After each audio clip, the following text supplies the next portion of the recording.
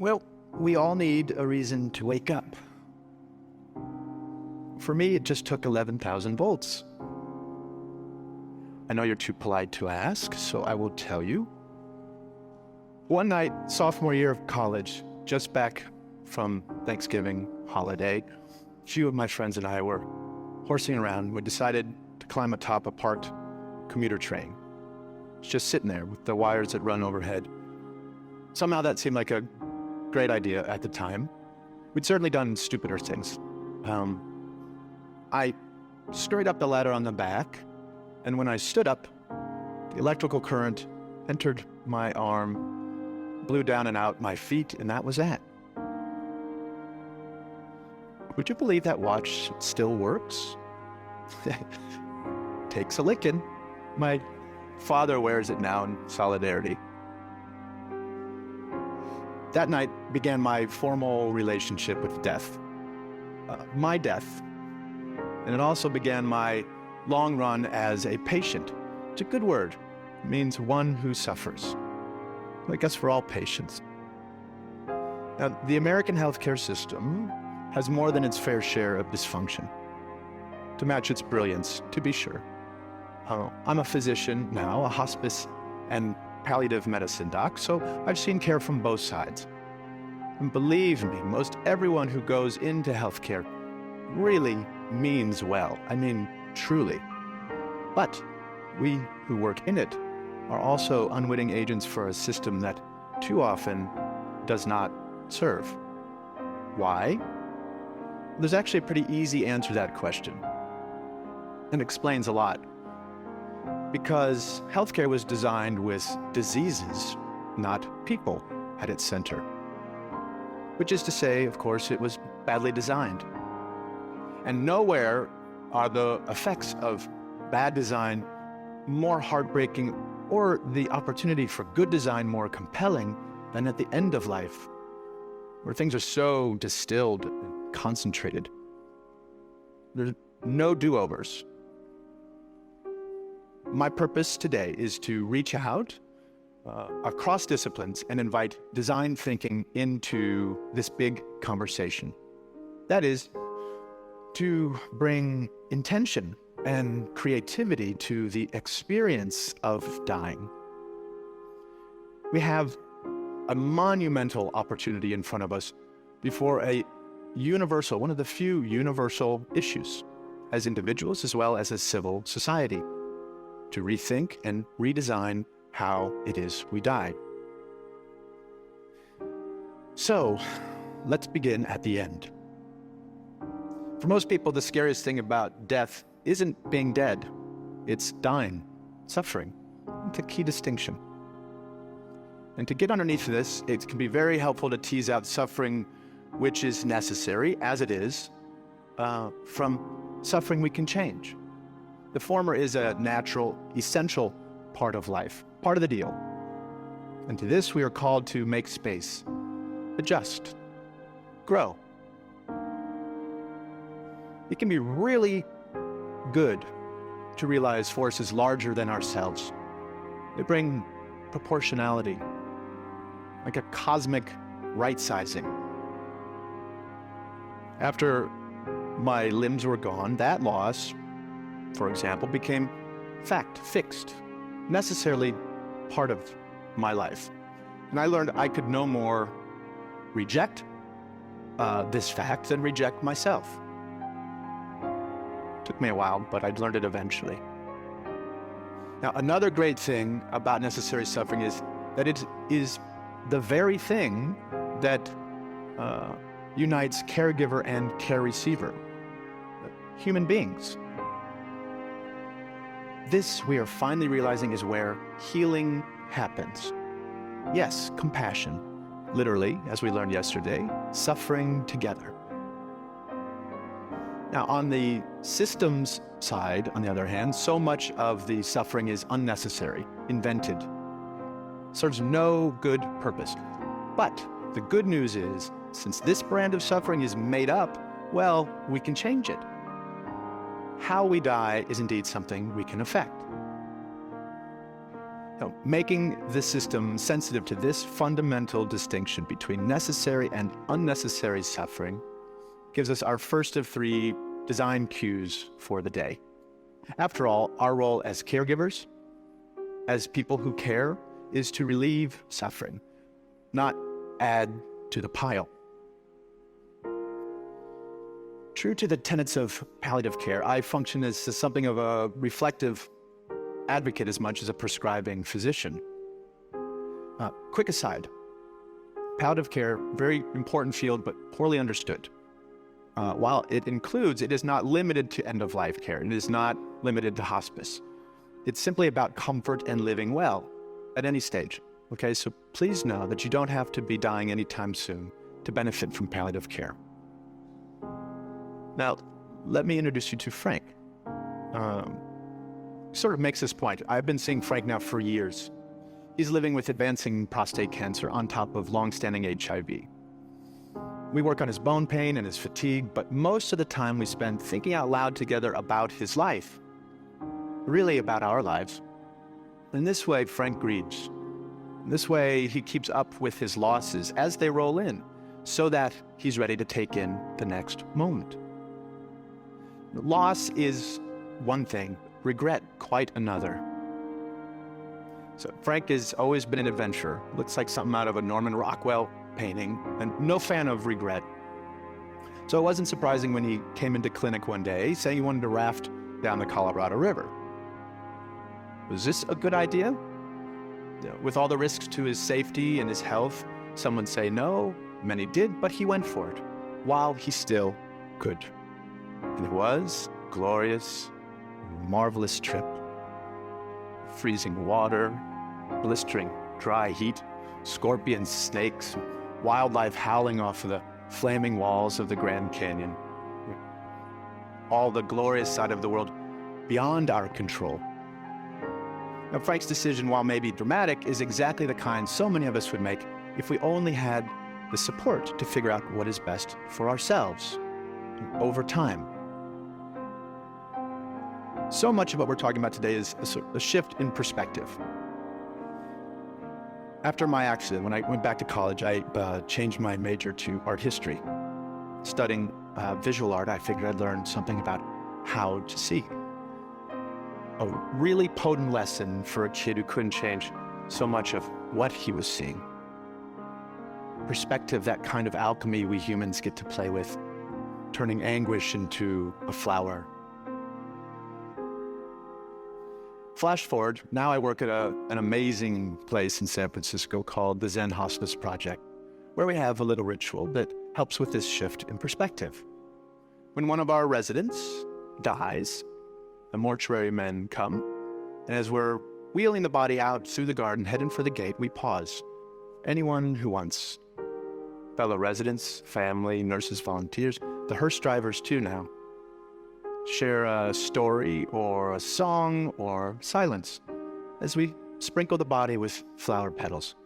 It takes a few minutes, the sweet, simple parting image to usher in grief with warmth rather than repugnance. Contrast that with the typical experience in the hospital setting. Much like this floodlit room lined with tubes and beeping machines and blinking lights that don't stop even when the patient's life has. Cleaning crew swoops in, the body's whisked away, and it feels as though that person had never really existed. Well-intended, of course, in the name of sterility, but hospitals tend to assault our senses. And the most we might hope for within those walls is numbness. Anesthetic. Literally the opposite of aesthetic. I revere hospitals for what they can do. I am alive because of them. But we ask too much of our hospitals. They are places for acute trauma and treatable illness. They're no place to live and die. That's not what they were designed for. Now, mind you, I'm not giving up on the notion that our institutions can become more humane. Beauty can be found anywhere. I spent a few months in a burn unit at St. Barnabas Hospital in Livingston, New Jersey, where I got really great care at every turn, including good palliative care for my pain. And one night, it began to snow outside. I remember my nurses complaining about driving through it. And there was no window in my room, but it was great to just imagine it coming down all sticky. Next day, one of my nurses smuggled in a snowball for me. She brought it into the unit. I cannot tell you the rapture I felt holding it in my hand. The coldness dripping onto my burning skin, the miracle of it all, the fascination as I watched it melt and turn into water. And in that moment, just being any part of this planet in this universe mattered more to me than whether I lived or died. That little snowball packed all the inspiration I needed to both try to live and be okay if I did not. In a hospital, that's a stolen moment. In my work, over the years, I've known many people who were ready to go, ready to die. And not because they had found some final peace or transcendence, but because they were so repulsed by what their lives had become. In a word, cut off, or ugly. There are already record numbers of us living with chronic and terminal illness and into ever older age. And we are nowhere near ready or prepared for this silver tsunami. We need an infrastructure dynamic enough to handle these seismic shifts in our population. Now is a time to create something new, something vital. I know we can because we have to. The alternative is just unacceptable. And the key ingredients are known: policy, education and training, systems, bricks and mortar. We have tons of input for designers of all stripes to work with. We know, for example, from research, what's most important to people who are closer to death: comfort, feeling unburdened, and unburdening to those they love, existential peace, and a sense of wonderment and spirituality. Over Zen Hospice's nearly 30 years, we've learned much more from our residents in subtle detail. Little things aren't so little. Take Jeanette. She finds it harder to breathe one day to the next due to ALS. Well, guess what? She wants to start smoking again. And French cigarettes, if you please. Not out of some self-destructive bent, but to feel her lungs filled while she has them. Priorities change. Or Kate. She just wants to know her dog Austin is lying at the foot of her bed, his cold muzzle against her dry skin. Instead of more chemotherapy coursing through her veins, she's done that. Sensuous, aesthetic gratification where in a moment, in an instant, we are rewarded for just being. So much of it comes down to loving our time by way of the senses, by way of the body, the very thing doing the living and the dying. Probably the most poignant room in the Zen Hospice guest house is our kitchen, which is a little strange when you realize that so many of our residents can eat very little, if anything at all, but we realize we are providing sustenance on several levels. Smell, the symbolic plane. Seriously, with all the heavy-duty stuff happening under our roof, one of the most tried and true interventions we know of is to bake cookies. You know?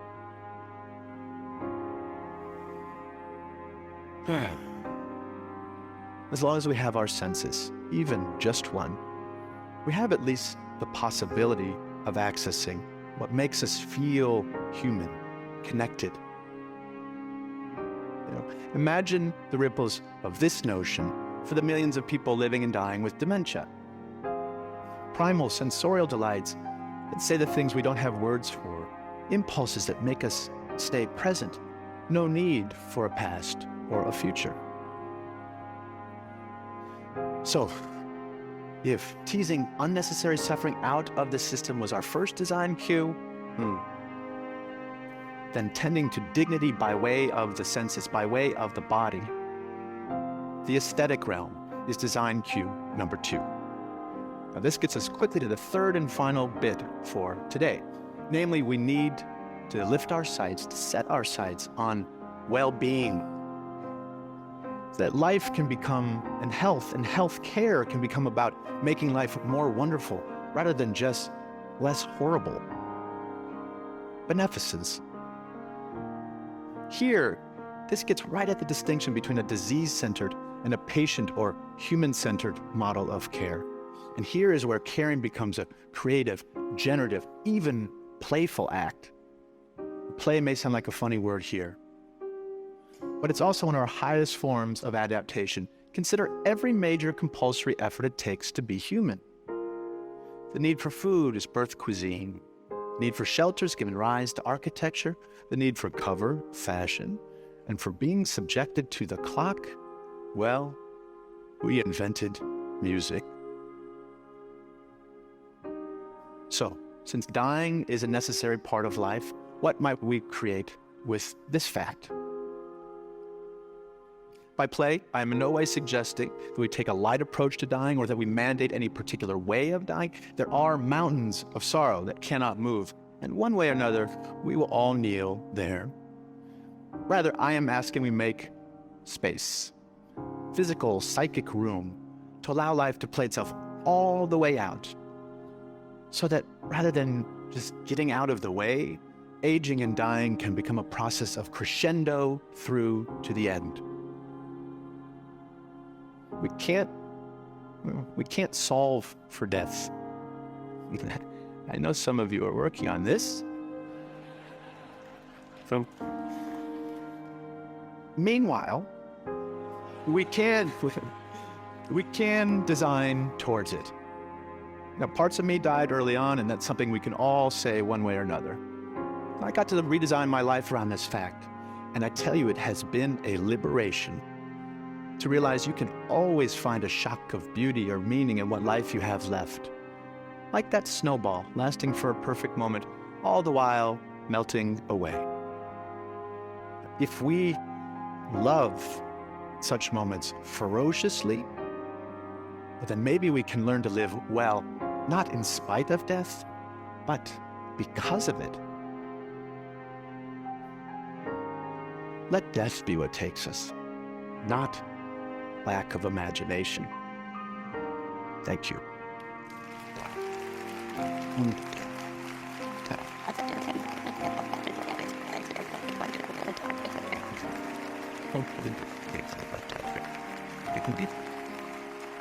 But we can